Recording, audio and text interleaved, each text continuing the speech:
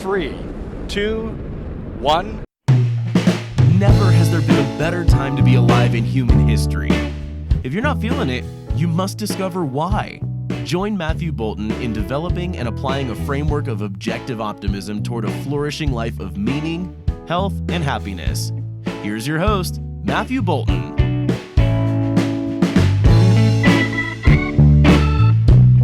Hi everybody, welcome to Mr. Brightside. I'm Matthew Bolton. Now, I love Christmas. It's my favorite holiday and it's not even close. And this is a little bit tough living in South Korea because there's not that really huge a Christmas culture here. Certainly nothing like back home in Canada or in the West generally. So most students, for example, that I ask don't have a tree in their house and they don't exchange presents with their family.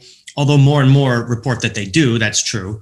But even then, it's usually they have like a small tree on a countertop or something like that, or on a small table, and they exchange one gift or something like that. Nothing that sounds like the big affair that most Western households have on Christmas morning. And there's certainly not much of a season surrounding it to speak of either. Now it's catching on some, especially you see some department stores, all the department stores get decked out.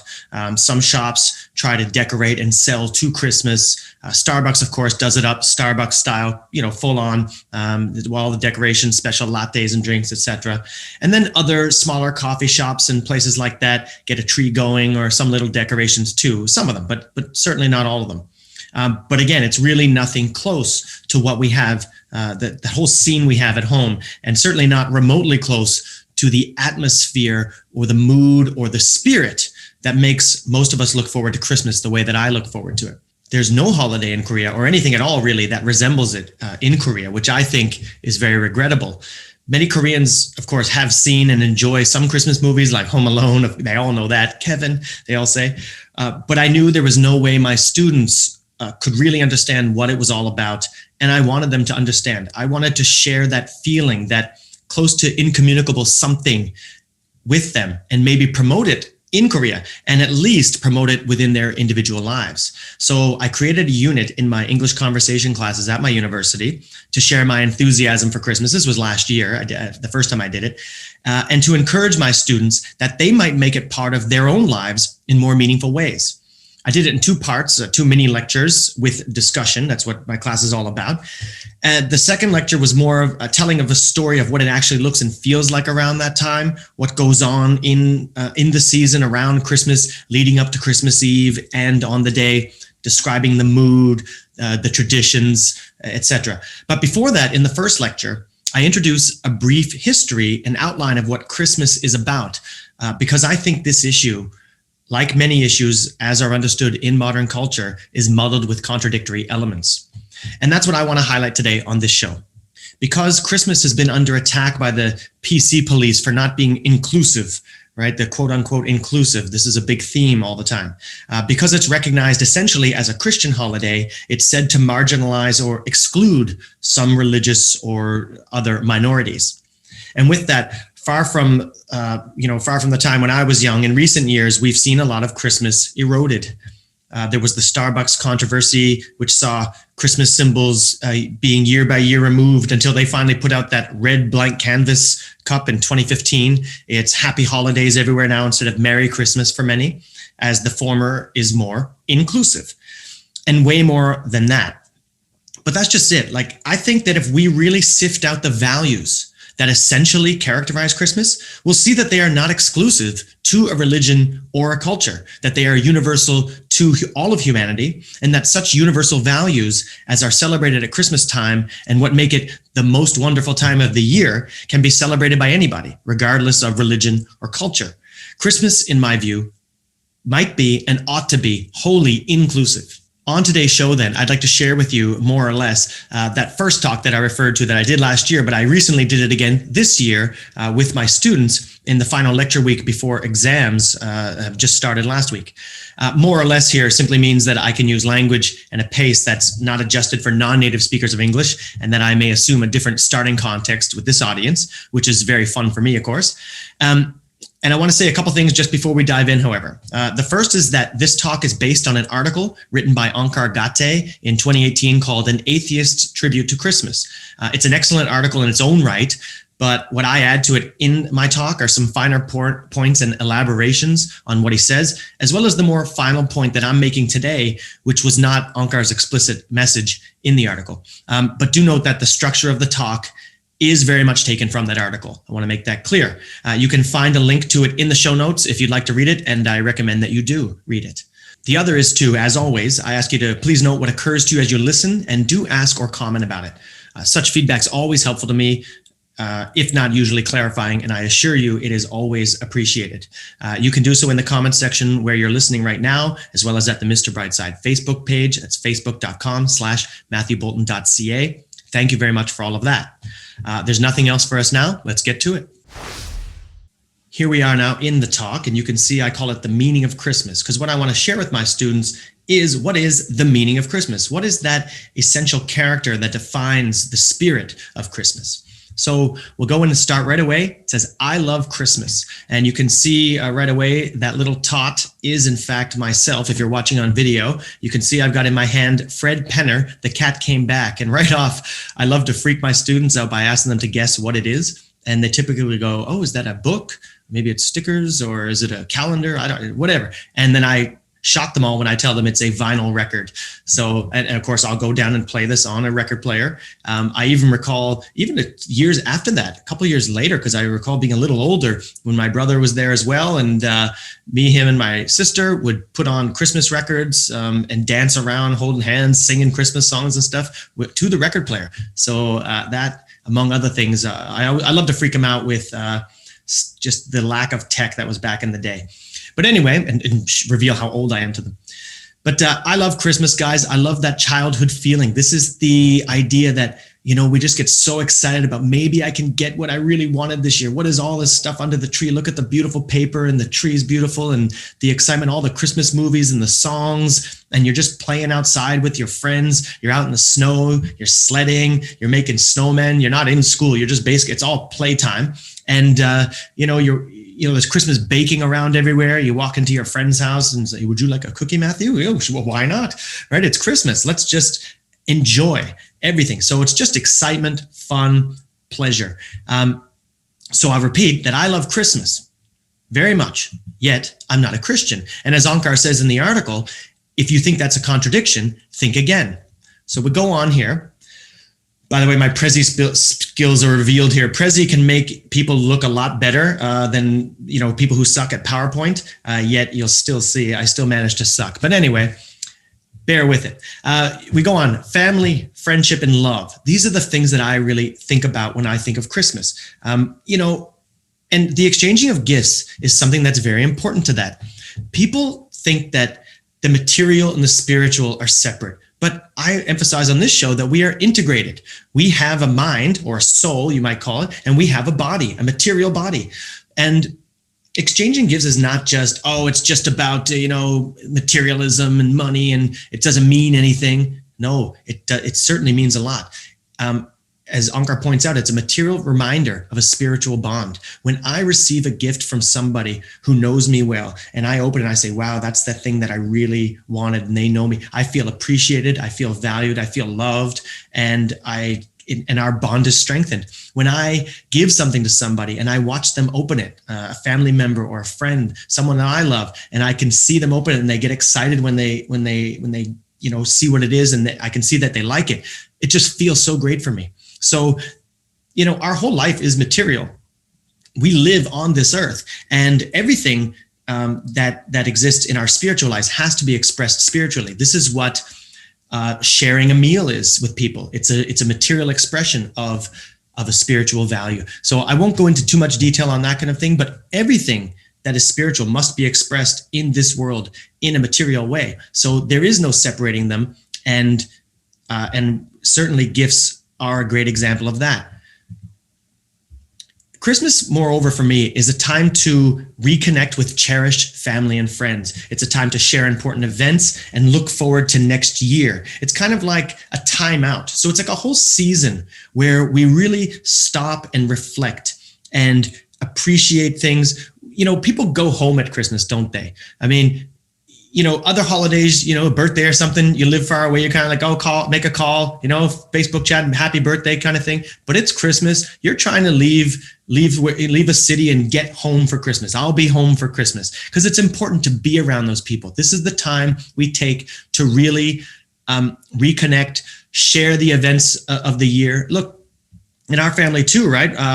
Often, we send Christmas cards, and my mother would always write a Christmas letter explaining what the family's been doing, each individual in the family and the family as a whole, what kind of went on this year, print it off, put it in all the cards to all the people that she sends to keep in touch with, because people want to know what's going on. And when you are meeting with family members and friends over the season, it's all talking about what have you enjoyed, what's been hard, and how can we look forward to next year. That's another thing about it. We talk about, this is the end of the year, reflecting on it, but then we also get prepared for next year. So it's all about connection, appreciation, reflection, and then optimism for the following year. And it's all about enjoying it all. There's just, candies all over the place, eggnog, look at that. Oh, eggnog. Koreans don't know what eggnog is. It's a real crime and a tragedy here. Cookies all over the place, baked goods, just people getting it together. Look at the, elaborate feasting and joy and getting together. It's just all about one real theme. The theme of Christmas is personal pleasure and joy. It's about for me, it's about like a little bit of overabundance, about a little overconsumption, a little over extravagance. You decorate your table a little more little more nicely. Decorations all over the house. You kind of indulge a little bit more, as I said, with the baking. Have a cookie, don't mind if I do, just a little bit more. Obviously, you spend a bit more money. I mean, parents actually budget for Christmas, right? It's like, can I get this such and such in the middle of the year? Maybe at Christmas. If that's what it's all about. And parents put away money so that they can make sure that Christmas is the time where we, indulge ourselves a little bit. Maybe dreams do come true at Christmas. And this is the excitement of it all. It's all about personal pleasure and joy on this earth. But this is why a lot of people hate it and why a lot of people denounce it. They refer to the commercialism and the materialism of Christmas. And they say, it's because again, they're separating the spiritual from the material as if they're separate. They say, look at all just the department stores trying to decorate the thing, and look at all the lights here and all the toys. They're just trying to sell stuff to people. Look at all this merchandise and material goods, and it's just, come on. You see Santa Claus here, ho ho ho. He's saying shop shop shop with his Coca-Cola. He's all about capitalism and commercialism. Well, I have one thing here that he quotes in the article, and this is my favorite quote on Christmas ever. It's from Ayn Rand, and she says, the best aspect of Christmas, Ayn Rand once observed, is that Christmas has been commercialized. Gift buying stimulates an enormous outpouring of ingenuity in the creation of products devoted to a single purpose, to give men pleasure. And the street decorations put up by department stores and other institutions, the Christmas trees, the winking lights, the glittering colors, provide the city with a spectacular display which only commercial greed could afford to give us. One would have to be terribly depressed to resist the wonderful gaiety of that spectacle. And that for me is just my favorite quote, because it says it all. So when I read that years ago, I said, wow, what is that? How does, that is just describes the thing that I love about it all. I love precisely all of the glittering colors, the winking lights, the Christmas trees, and all of the extravagance and fun about it, as I've been emphasizing. Now, before Christians co-opted the holiday in the 4th century, there is no reason to believe that Jesus was born in December. But even putting that aside, it's just a fact regardless that it was a pagan holiday before the 4th century. It was a time where the pagans celebrated the winter solstice of the days beginning to grow longer. Because remember, it really was something to celebrate when the winter is starting, the days are going to get longer and spring will return, because only a short time ago, and certainly back then, cold was death. Winter meant death for a lot of people. It was a life and death issue.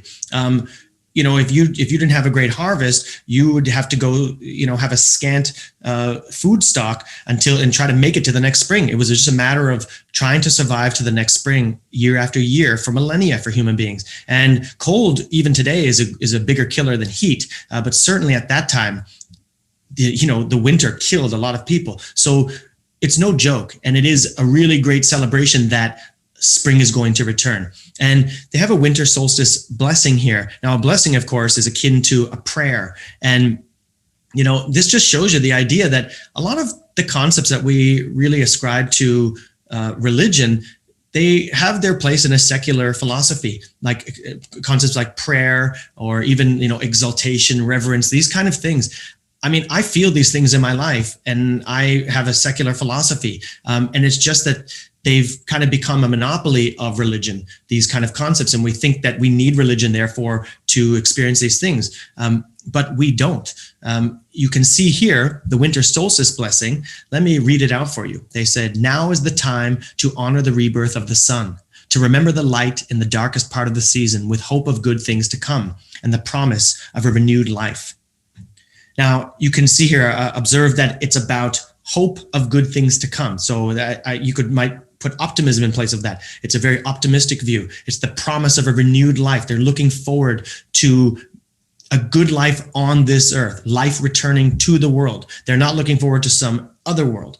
And of course, they refer to this as the darkest part of the season. And I've just said why it is dark.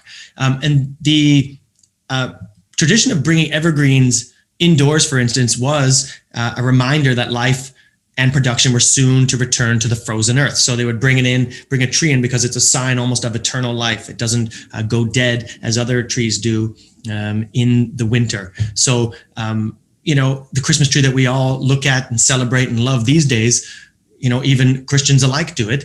They're all looking and saying, wow, this is beautiful, but this is a pagan symbol we are honoring here. And it's a symbol of material well-being on this earth now. So again, it's this emphasis on earthly joy. And it's this focus on earthly joy that is the actual source of that Christmas emotion that we all know and recognize, which is goodwill. But I always say on this show that goodwill is only possible to certain kinds of people. People who love their own lives, who are happy. They sincerely wish well for other people. These are the only people, in fact, to whom such an emotion is possible. People who hate their lives, meanwhile, people who feel that they have no control over their lives. They don't feel happy when they see other people succeed. They feel envy. They feel hatred. Perhaps because now they have to face the fact that it's their own choices that have led them here, not any metaphysical determinism of any sort. It's almost like, I'm miserable, and then they look out and see a happy, successful person. They feel goodwill towards that? No, of course not. They feel they want to tear it down. They want to make life miserable for everybody. And this is why I'm so adamant about everyone focusing on making their own lives the best they can be. First of all, you can serve as an example for others, and more, you'll genuinely want to root for others, sincerely. I totally want to see others succeed, not begrudgingly because it's a moral duty and I'm supposed to, but because I don't see life as a zero-sum game. And I know that the happier and more successful others are, the more successful I can be. The richer people are around me, the richer I can be. It's a social need to share values with other humans. And I want to share values. And that's what I think Christmas is about. I think it's about sharing of material and earthly values. Christmas is kind of like that feeling on steroids. So that's why I love it so much. And because of this feeling of goodwill, this is why people believe it's a Christian holiday, because Christianity is the religion of goodwill, right? Well, I want to check that premise. I'm not going to be talking of modern Christians in general, because I do believe that it is about goodwill and love. I'm just saying here that I think there's a conflict between what modern people, practicing people think, and what the explicit philosophy is about. And the explicit philosophy of Christianity and most religions, and as I said last couple of weeks, in most secular moralities as well, self-sacrifice is held as the highest virtue. And, I used Mother Teresa recently in a show as an example in her quote, and it was from this talk actually that I took it. She said that a sacrifice, to be real, must cost, must hurt. We must empty ourselves. So again, it's about, morality and being a good person. Being a saint is about, losing by costing, by feeling suffering and pain, by emptying oneself. Certainly not by overindulging, over extravagance, over consumption, overabundance. This is not compatible with earthly pleasure and joy. Give me a break, right? So the idea that the Christian ethics is really about those things, and that's what Christmas, if we're talking about Christmas, if we believe that it's about all the things I'm talking about today, they are incompatible. And that's really what I'm trying to separate here. Now, let me say before I go on, I must be clear. I do enjoy the church at Christmas. I do think that, in fact, Christianity today is trying to be about goodwill and is trying to be about love and fun and joy to the world, etc. But I'm just saying again that the explicit philosophy is in conflict with this whole idea of material and earthly joy and life on earth, joy on earth. It's about giving up this life, the material world, to try to reach some future world in the future. That's what it's about. But what I want to say about it is that I love going to the church around Christmas, to be honest. I did that sometimes when I was younger. And these days, whenever I'm home, say if my nieces are in the Christmas pageant and the nativity pageant, one year they're the angels, another year they're Joseph or Mary, they're the narrator. I love to go in and sit and see that. I love to go hear the Christmas songs. Again, I love the singing. I love the solemnity of it all. The way that, that's what religion does and the church does. People at least go there and take their lives seriously, which is what I'm trying to do with me and my secular philosophy. I want to take my life seriously and really be reflective. And I do enjoy that part of it all. At Christmas, when I was younger, we used to go, my mother, she belonged to another church at that time. And we used to walk up to an outdoor nativity pageant.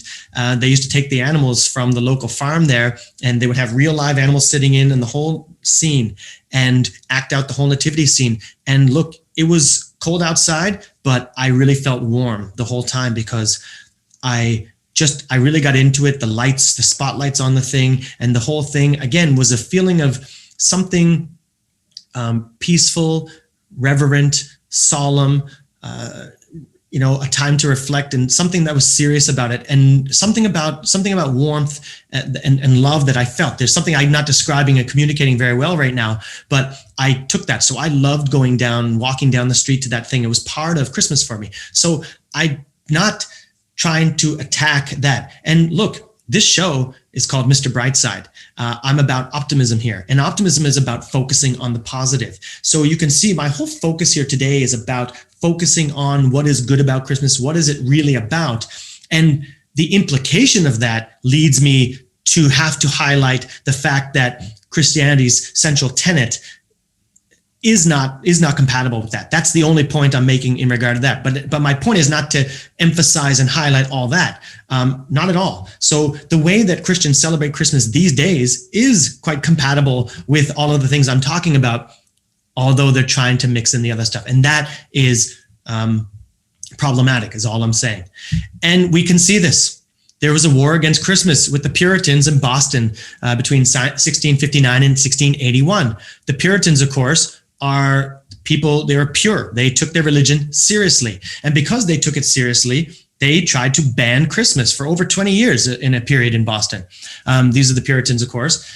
So again, these are nothing resembling people today who call themselves Christians to whatever degree they practice or take it more seriously or not. But to the extent you do take it seriously, this is what it leads to. Here is a public notice that I found a copy of somewhere. So I'll read it out for you.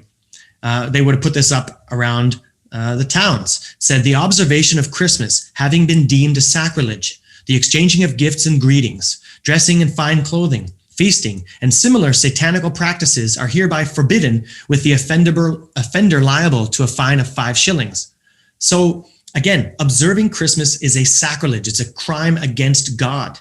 Right, the exchanging of gifts, which we've already discussed, is a material expression of a spiritual bond between people. It's a lovely, beautiful spiritual thing, but this is a sacrilege.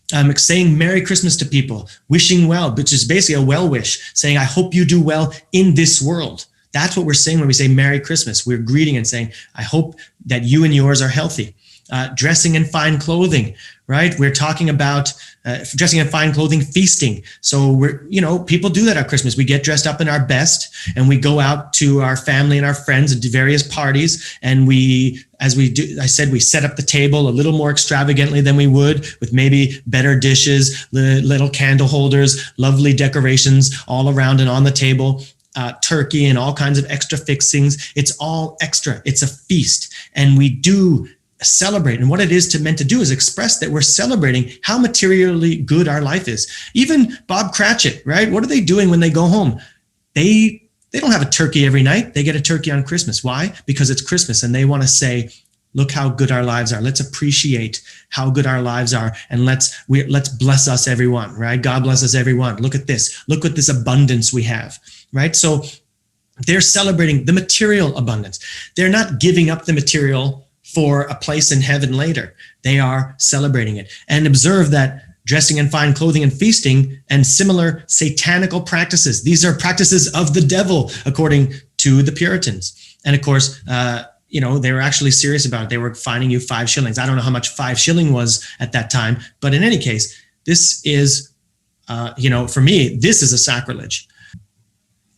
The Christmas guys, as we know it, the ones with all the lights all over people's houses, the decorations up everywhere, even parks all glittered up, the whole city, the spectacular display that we see all over the city, the flying reindeer, magical snowmen and toys and cookies all over the place, and Santa Claus and all of this fun.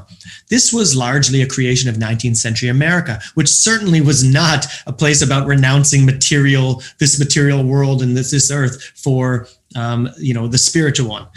It is about commercialism. It was a period that was defined by worldly invention, industrialization, and profit. And of course, there is a big connection between commercialism and joy. And of course, they identified it, and that's why they created a holiday around it. And this is the holiday that most of us really understand, celebrate, and enjoy and look forward to every year.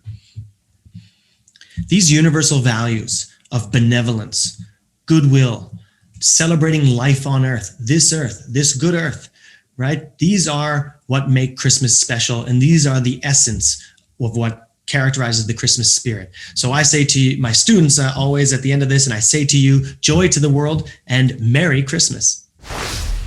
So again now, guys, the point I'm making is to highlight and emphasize the secular and universal values that make Christmas the holiday that we all know and love. If we separate Christmas from religion, and it properly ought to be separated, then it doesn't have to be the purview of one religion, and people of other religions may practice it too. And then there'll be nothing for the party pooper PC police to get angry at and claim oppression on, or whatever it is that they do. If we stay focused on and emphasize the fun, the magic, and the material joy on earth, right, and that goodwill that we wish for all our fellow men, then Starbucks may have its Santa and reindeer all over its cups, and we might say Merry Christmas to people, and simply mean for people to be merry, regardless of their religion or culture. Now, I've had some Korean students, for example, say to me when that they don't celebrate Christmas because, I'm not a Christian. And I'm just thinking, well, neither am I. Right? And neither are many who celebrate the holiday in Western countries. But I give them some examples of some friends of ours. So there's the family of my wife's childhood friend. This is the kind of friend, her daughters are in junior high and high school now, and we think of them as our nieces. They have, after several years ago, when they saw how my wife and I do Christmas here in Korea, they were very interested and asked a lot of questions about it, and they adopted it, and they started putting up their own tree, decorating their own house around the season, and they exchange multiple gifts with each other. And they report that not only do they just feel better around the holiday and they just love the whole season, they said that doing that makes them care about each other more, and it makes them think about each other more. So they, and that's what the holiday does. It's about bringing people together. And it's certainly not related to any religion for them. And it's certainly not anything culturally that they were brought up with. They've just adopted it for themselves, which anyone might do. We have another elementary school student who comes to these private lessons at our house. And she said that in her family, they had in history exchanged one gift at Christmas. That was kind of their thing. So they did a little bit of Christmas, but after seeing our house this year, they're going to start exchanging multiple gifts because she was just so taken by it, and they all think it's really fun. And I've told my students in the class just that they may adopt any and all traditions that they like. And I've encouraged them to start it. So maybe not like if they can't do it where they live now, living with their parents, if they can't really get it going there for some reason, then at least when they're independent and live in their own homes, they might do it. And I also asked them to imagine what it would be like when they start their own families. Maybe they could imagine what they could add to their childhood experience when, if they have Christmas for them, all the magic that they could add to their lives, right? I say all the time that while I had a really great childhood, obviously I think of sports having created so many great memories for me. And my childhood in general was just great. My school days and my whole neighborhood, my community, and the place growing up for me was perfect. But really most of my warmest and deepest memories were forged around Christmas time because there's just something special about it. And imagine doing that for their children. They can. Anybody can. So let's give up this PC war on Christmas and promote the joy of the holiday loudly and proudly. It's a season that all may look forward to as a period of reflection, appreciation, and optimism for the coming year, of course. I can't imagine anything more benevolently inclusive than Christmas when we take it purely for what we all know it is. Okay, guys, that's it for today. I will make a final comment in a second, but allow me to ask you to please ask questions and share comments. What do you make of any of this? What is still not untangled in your mind? Or would you simply like to share what you love about Christmas? Any of that stuff. You may do any of this in the comments section where you're listening now, of course, or you may go to the Mr. Brightside Facebook page. That's facebook.com/MatthewBolton.ca. And I always thank you for any comments. It's very much appreciated. Now, for my final word, let me offer my own blessing of sorts, a pitch for optimism, let's say, in this time that's marked with uncertainty, suspicion, and even fear among people. No matter what is going on in the world or in personal relationships, people cannot resist the goodwill at Christmas. Even the most bitter disputes are made irrelevant as people say, come on, guys, it's Christmas. And that means something to people. That idea brings them down to their fundamental and commonly shared values, the most important things that define their bond, and make the dispute seem distant and almost unreal. It's deeply touching, and it's what I love most about the holiday. And when the warmth of that immensely potent goodwill fails to have any thawing effect on the petty cold wars among people, I'll know we've hit a new ice age in the West. But we as individuals may keep the fire stoked within our own lives and hearts. Peace and love to all this Christmas. My sincere best wishes to everyone and those they hold dear. May they all prosper and experience joy on this earth. Merry Christmas. Mr. Brightside, your time out to refresh, refuel, and refocus your mind and energy toward building an optimistic framework for flourishing. Life is good. It's up to you to choose the bright side.